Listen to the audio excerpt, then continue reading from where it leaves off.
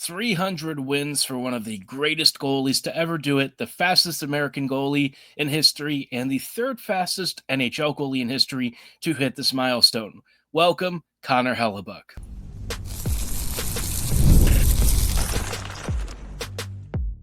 You're Locked On the Hockey Jets, your daily podcast on the Winnipeg Jets, part of the Locked On Podcast Network, your team every day. Hey friends, and welcome to tonight's episode of Locked On Winnipeg Jets, part of the Locked On Podcast Network, your team every day. I'm your host, Harrison Lee, an avid Winnipeg Jets fan and an online blogger. You can follow me on Twitter at HLivingLoco and at LO_Winnipeg Jets. Thanks for making Locked On Jets your first listen of the day every day.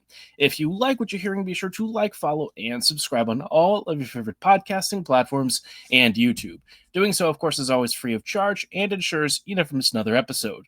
Most of all, though, we just love and appreciate your support. Tonight's episode, obviously, we are celebrating the awesomeness that is Connor Hellebuyck's 300th NHL win. A true milestone that would be frankly special for anyone, but in particular for Connor Hellebuyck, who has had to wait perhaps a little bit longer than some others for this milestone. Obviously, this is a tremendous moment, one of the coolest things that this team has ever seen. And sure, maybe it took him a little bit longer than he was probably hoping. You know, he was eligible for Win 300 a couple of games ago against the Ducks. Didn't quite pan out that way, but, you know, beating the Nashville Predators and getting that victory, I'm sure has to feel pretty darn good right now. So, congrats to Helly, but of course, you want to know what else happened in this game, and tonight's game against Nashville was a little more complicated. There's some interesting stuff to take away, and we'll chat about that in just a brief moment. Before we go too much further, though, I do want to let you know that tonight's episode is brought to you by FanDuel. New customers can place a $5 bet, and you'll get started with $200 in bonus bets if you win or lose your first $5 bet. Visit FanDuel.com to get started. Now, like I said, the Jets just beat Nashville 5-2, and it was a surprisingly back-and-forth game. Now, every time the Jets play Nashville, it's never an easy game. Calling it an easy opponent is probably a bit of a misnomer. Yes, the Preds don't win many games, but they are still an absolute pain in the butt cheeks every time Winnipeg has to get through them. And, it's just one of those things where Nashville always tries to keep it close. You know, even if you feel like you've got a good handle on the game, they have often squeaked goals through and gotten, within touching distance, right? Maybe they're not always in a good position to at least tie or even win the game, but they will at least make life uncomfortable. And they did that at times in tonight's game. But Winnipeg, after a bit of a slow start, eventually rallied in the first period and started to run away with it through a couple of periods before the third period started to look a little chaotic. You know, the Jets have been dealing on and off with injuries to the blue line, and tonight's game was unfortunately no exception. Josh Morrissey went down with some sort of injury, a lower body thing. He did try to come back out and test it out, but after that shift, he ended up going back down the hallway and did not return, which means we saw a pretty steady diet of just about everyone else. So, yeah, bit of a crazy one for the Jets, but most importantly, they came away with a big victory. And, for the most part, especially through the first half of the game, Winnipeg will probably be pretty happy. The Jets, a couple of key players got on the board early. Morgan Barron cashing in his fourth goal of the year. This one was actually credited as an own goal, I think off of Saros or something. But either way, a really good forecheck from Kupari, Barron, and guess which D pairing was on the ice for this one? Heinola-Coghlan, which had been brought together for, tonight's game, and a pairing that I actually did expect to do pretty well. Yeah, they were better than just pretty good. They were definitely the best D pairing on the night. And, in this sequence where Heinola had a shot sort of tip and get deflected in front, create some chaos, and the fourth line capitalizes. Morrissey then gets on the board, and then Connor with, goal number 23, Scheifele's 24th assist, and Heinola's first assist of the season. From there, it kind of felt like Winnipeg was going to run away with it, and in some ways they did. The Jets were creating lots of chances and stuff, but as the game started to wear on, Winnipeg started getting a lot of penalty calls, and there was one particular D pairing that was really struggling. Stanley and Pionk on the ice together kind of gifted. The Preds a fair few number of offensive zone possessions, made life a little bit uncomfortable for Hellebuyck. And then once Morrissey went down, it was basically all Nashville. The Preds really worked Winnipeg over pretty good and put Hellebuyck under a lot of stress, but Connor made just incredible save after incredible save. Nashville only got 2 goals out of this, and one of them was actually a deflection off of Stanley's skate as he was backing up. He didn't really see it. Josie just sort of banked one off of him, and, you can't really fault Helly for that. That's just a freak one, and probably a goal that you sort of just shake your head and wish, maybe you had somebody else on the ice at that point. But otherwise, Winnipeg came away with a big victory. There was a nice insurance power play goal, the only Jets power play of the night, and Winnipeg cashed in within like the first 10 seconds. Just incredible power play movement. Other stuff that's probably worth shouting out. So top line, generally pretty good. I will say that their, Corsi differentials and stuff are not going to look as good. And I think part of that was because, a lot of the shifts they were on the ice, you saw a fairly steady diet of Stanley and Pionk. And those two guys just don't help, unfortunately, defensively. And it tended to lead to the top line being pinned in its own end. When they were on the ice with a different D pairing, specifically Heinola-Coghlan, it was a very different story. That combination of line and D pairing was sensational. So, yeah, I think that's probably worth pointing out. Fourth line with Gustafsson, I really think Gus should just not sit again. Ever since he's come back, he's really been, in my mind, the sort of glue on that fourth line.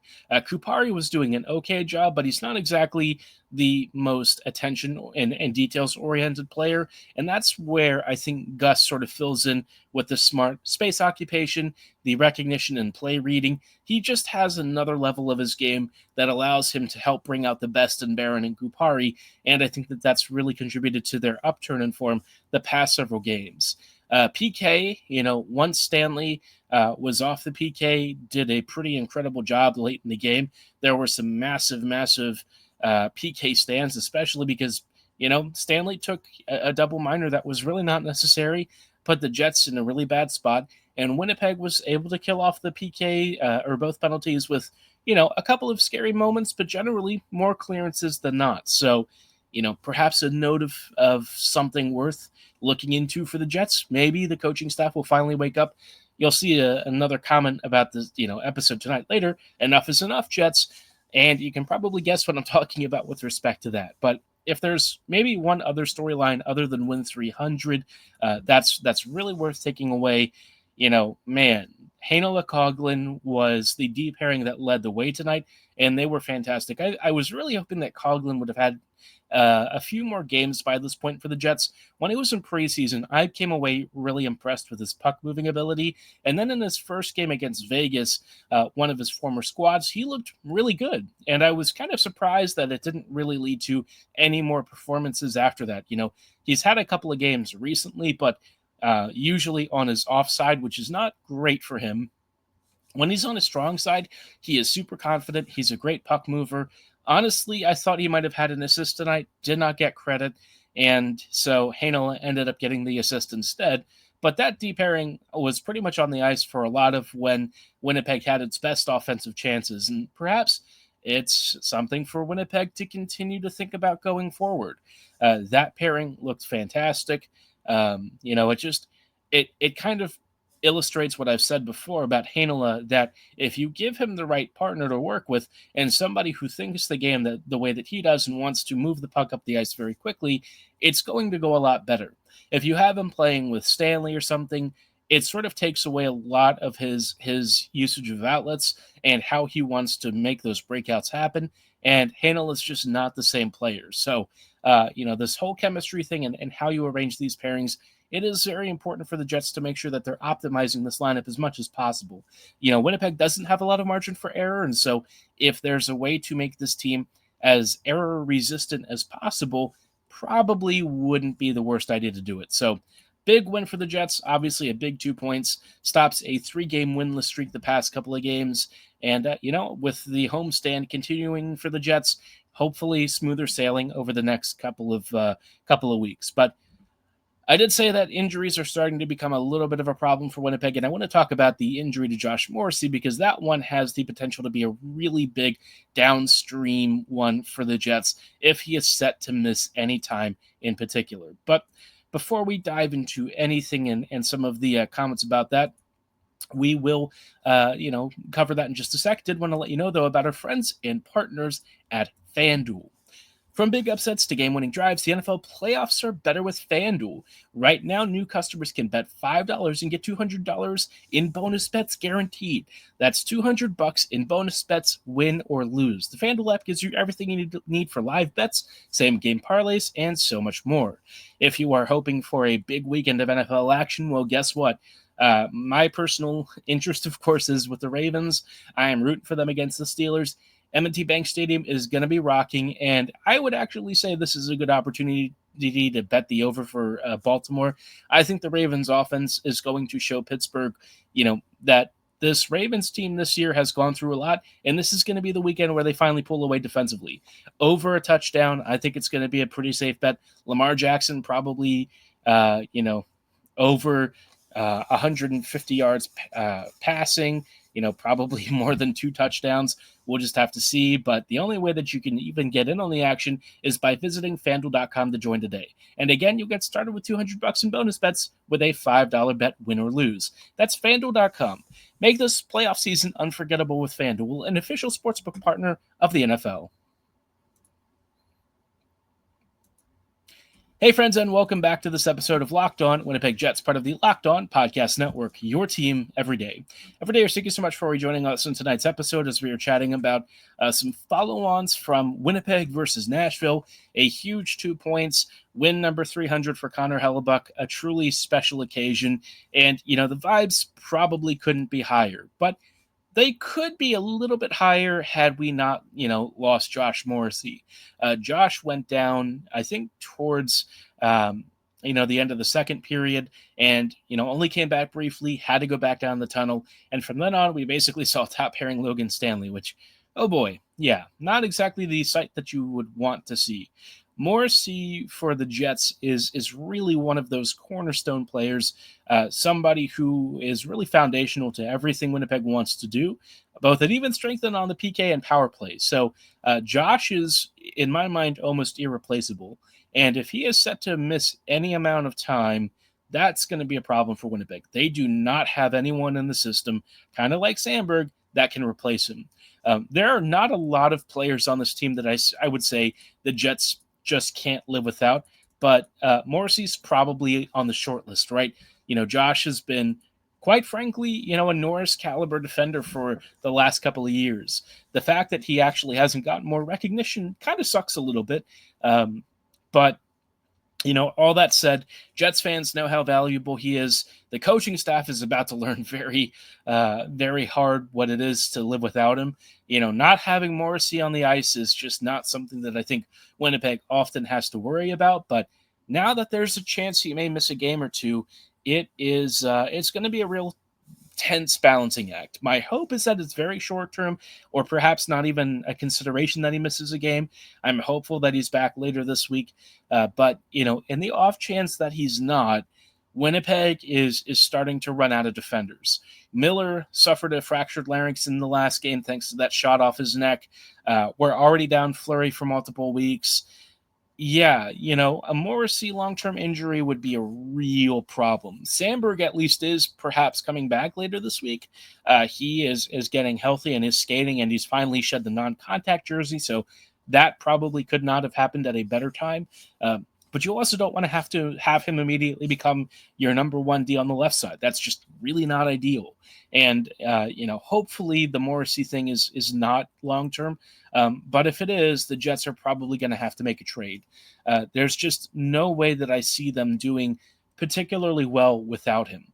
Maybe they try to, but I think if you're honestly assessing the situation, honestly, just having another warm body brought up either through a trade or something probably isn't the worst. If Morrissey is out for any stretch, I'd probably arrange the blue line in this manner. Sandberg, Pionk, probably something like if Miller is anyway healthy sometime in the next couple of weeks, Miller, DeMello, and then Heinola-Coghlan, I don't know that that's really going to work.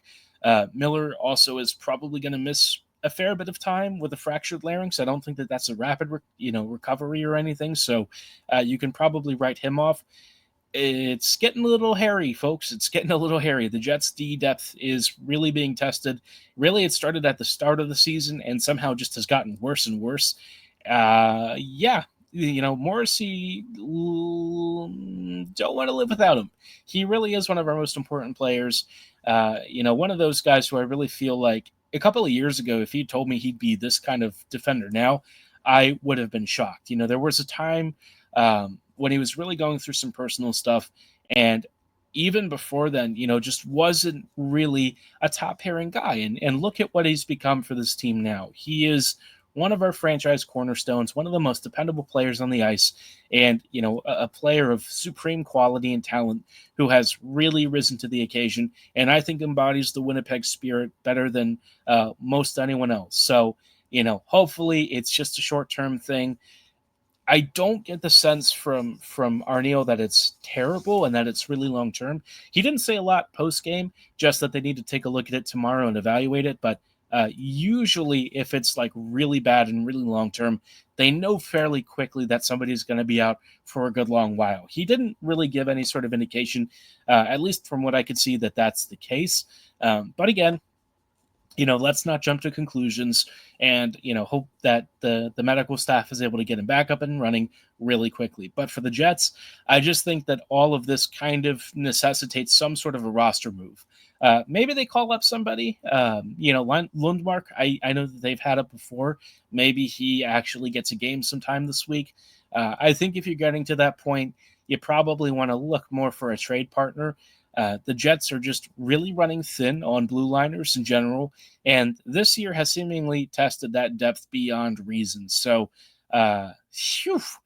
if there's a chance that Morrissey and Sandberg are out from the same games this week, you're hearing me laugh a little bit. This blue line without Sandberg and without Morrissey at the same time is probably not one that you want to watch. But man, let's just hope that that's not the case and that we have at least one of them back later this week. But the only positive I can say is at least it doesn't sound like it's terrible, and at least Morrissey was able to come back out for a shift. If it was much worse and he was completely unable to continue, it would have been perhaps a little more apparent. But hoping that it was more precautionary and that, he's not as injured. But based on the fact that he did kind of stumble and had some issues skating, I'm not super hopeful that he's back at the end of this week. So cross your fingers. Let's just hope. I'm not a doctor. I don't want to play one. I just hope that Morrissey does not miss more than one game. Even one game without him is really rough for Winnipeg. And quite frankly, again, one of those few players that they just cannot live without. They've tried other guys in that role on the first pairing, and Logan Stanley is probably not the guy that I would turn to. And you're noticing that my next segment says enough is enough. You probably understand it's about Stanley. Now, I'm not trying to tear down individual players here. I know that, Logan is trying his best, and it's been more on the coaching staff and the organization that has tried to put him in an elevated role and really correct for what they probably feel was a mistake made when he was drafted, right? Winnipeg did trade up for him. They made a lot of sacrifices to keep him around, and I don't think it's ever really panned out the way that the Jets were hoping for. But at some point, Winnipeg is going to have to be honest and cut its losses. We'll chat about why and kind of what it's cost the Jets over the years in just a brief moment. But before we go any further, I do want to help you save a little bit of cash, especially if you're someone like me who sometimes forgets how many subscriptions he has. And you know what? You might just need Rocket Money. Did Rocket Money help you find any subscriptions you forgot about or that you were paying for twice? I know that's happened to me because I've got lots of sports subscriptions, lots of pop media subscriptions, whether it's music or streaming TV. We all go through the same thing, right? Rocket Money is great because it helps you track it down and cancel them. It's like having a personal assistant for your finances. Rocket Money also helps monitor your spending and lower your bills so you can grow your savings. It brings everything together in one place, whether it's subscriptions, your spending habits, or even the goals you want to hit this year. Rocket Money has over 5 million users and has saved a total of $500 million in canceled subscriptions, saving members up to $740 a year with the app's premium feature set. Obviously, for me, like I said, I've got lots of streaming packages. Sometimes I've done bundles, and perhaps I have a separate account where I'm paying for the same service twice, and Rocket Money can help you figure that out and stop paying double. So cancel your unwanted subscriptions and reach your financial goals faster with Rocket Money. Go to rocketmoney.com/lockedon today. That's rocketmoney.com/lockedon. rocketmoney.com/lockedon. Hey friends, and welcome back to this episode of Locked On Winnipeg Jets, part of the Locked On Podcast Network, your team every day. Every day, thank you so much for rejoining us on tonight's closing thoughts as we are just chatting a little bit about, unfortunately, this is one of those moments where I'm going to have to pick on somebody very specific. I don't like doing this, but Logan Stanley, that experiment really just has to end. I think this game was kind of a perfect encapsulation of why Stanley just can't really start for this team anymore. For one thing, the coaching staff trusts him too much. Whenever somebody gets injured on the left side, Stanley seems to be the one that they give the ice time to, which is really disconcerting because Logan is just drowning. Tonight, almost every single dangerous shift that happened was with him on the ice. He was also responsible for a double minor. Now, you could debate whether Marchessault maybe sold it a bit. I thought Stanley was at least going to get charged with the cross-checking. It's a very bad decision because he'd already been dog walked by Marchessault on the shift just moments before. That led to a dangerous chance for him right in front of Hellebuyck, and then he shoves him to the ice and takes a double minor that puts Winnipeg in a really tight spot and sort of had a cascading effect. You're already down Morrissey. Stanley is one of the few players on this team who's just penalized a lot. Like he at times, this earlier this season was averaging almost 2 penalties a game, which is crazy. That was among the highest rates of any skater in the league. And so, Logan, I know that he's trying very hard. And sometimes, what happens is out of frustration, he's a big physical player. When he shoves a guy, sometimes it does lead to guys going down a little easily because he's 6'7", he's a big dude, and they probably know that they can get something off of him. He's already got a reputation for being a bit of a penalty magnet, and referees are going to be watching a little more closely. But, if that was the only thing with Stanley, I could live with some of that. Where everything else kind of falls apart is you watch him on the PK, he really doesn't help the penalty kill because he can't pivot and cut down the cross-lot passing lanes at all. The net front presence that he offers is more often than not a screen on Hellebuyck rather than clearing it out and moving away players from tipping in front of goal. It's not working. And then at even strength, he's okay offensively, and I think that's where you'll see some real value with him, especially on those like trailing routes where he kind of somehow loses a defender, a defender marking him and kind of drops, towards the face-off circle or something for a late option.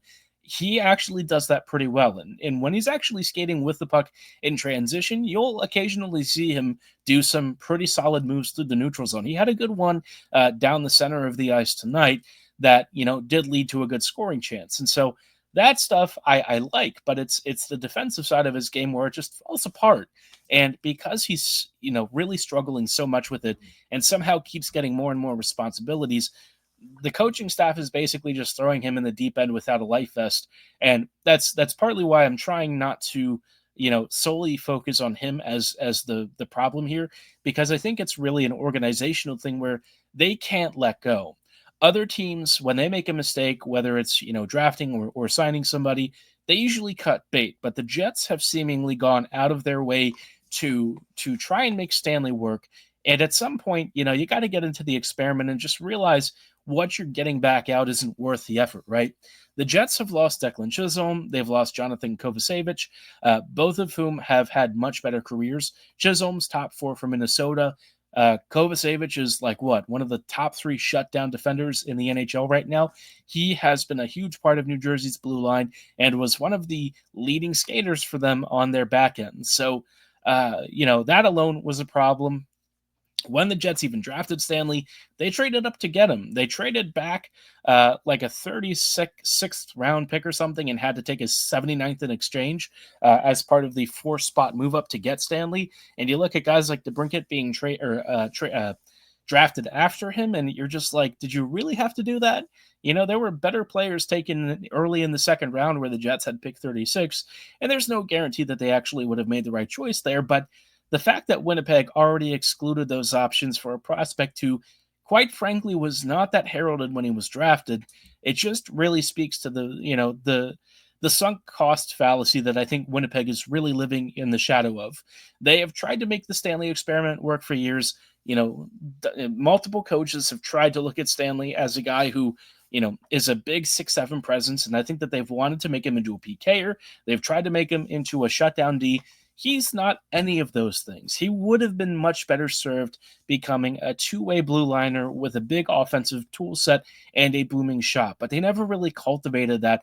And so what you get is a guy who's probably a 7 or 8 D, and now he's, at times leading the ice time on the Jets. That is, for me, an organizational failure. And it's especially frustrating when you look at Heinola-Coghlan coming in for, I think this might be their first game of the season together. I'm not sure that they've played together before. I did, have them as a theoretical pairing and one that I thought would be good, but I don't know that they've actually had ice time together. And they walked in and immediately became Winnipeg's best defensive pairing on the night. And those guys, were trusted less somehow than Stanley. So, I will say, to the coaching staff's credit, they did actually play both Heinola and Coghlan on the PK, and guess what happened? The PK actually made more zone clearances. Funny how that works. But the Stanley thing, at some point you have just got to cut your losses. Winnipeg is hanging on to this whole thing. They have tried to make it work for many, many years. And I just wonder, what is it worth it, to this team to keep doing this? Why do they have so much faith in Logan, or why are they so hell-bent on trying to make it work? If you look at many other organizations, when they come to a similar situation, they cut bait. They either trade, they waive, they do something, and they just admit that they maybe didn't get it right. But Winnipeg, to my mind, has really tried to force all of these things, and I just wish that they wouldn't. It has cost them more than I think that they realize or want to admit, and it's just not worth it. Winnipeg has other options that they can try internally. Heck, I'd rather look at Simon Lundmark and get a sense of what he's like at the NHL level. Maybe he hasn't had a particularly prolific, pro career at this point, but I would just want to see somebody else, right? Stanley is doing his best. He's not good enough. And if the Jets have him in during the playoff run, yeah, you can pretty much kiss whatever round you're hoping for after the first goodbye. He's not going to be good enough to help you in the postseason, and I'm sure that somewhere, some part of Winnipeg understands that as well. But for the regular season, man, they keep putting him in there, and it keeps going terribly. He'll have maybe one good game for every 10, and it's a game against a team like Anaheim or a rebuilder, a squad that's not going to pressure you and hurt you in the same way that a Colorado or a Vegas is in the playoffs. And that's where I think the Jets really need to smarten up. And it's not just a Logan Stanley thing. You think about the way that they've done some of their forward line combinations. Let's be honest, that's something I am worried about for the postseason. So hopefully, by the end of the season, the experiment is done away with. I'm not convinced it will be. They've got him for another season under contract.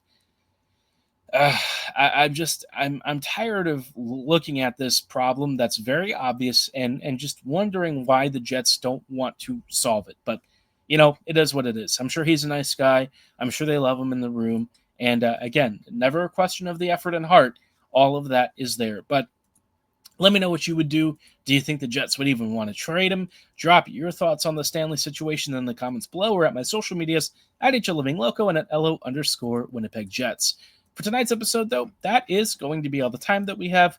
I thank you so much for listening and making your Locked on Winnipeg Jets your first listen of the day every day. We will see you back here tomorrow with more Jets coverage, so See you then. But for tonight, have a great night. And as always, go Jets go.